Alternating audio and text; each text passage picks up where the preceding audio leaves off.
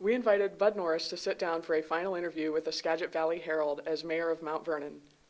In this clip, Norris talks about his management style. You've also been known for having an intimidating management style that in the beginning sort of prompted an exodus of city department heads and employees. How would you describe your management style, and how do you think that that has changed since you took office?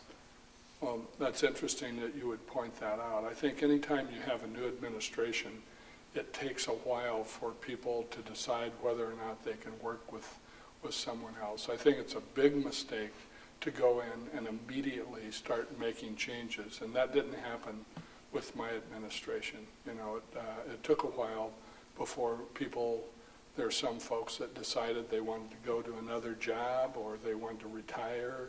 You know, I can think of one example, for instance, with our public works director who had been with the city a few years. He decided to retire, but just to show you that it wasn't because of my demeanor or anything, we turned around and hired him as an engineer that was a lead person for HDR on the $38.5 million sewer plant upgrade, which was another great accomplishment that we were able to achieve during the last 8 years.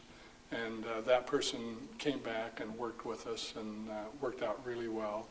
There are other folks that went to positions, I can think of one in particular with another city, and he and I have worked together on a monthly basis on flood protection.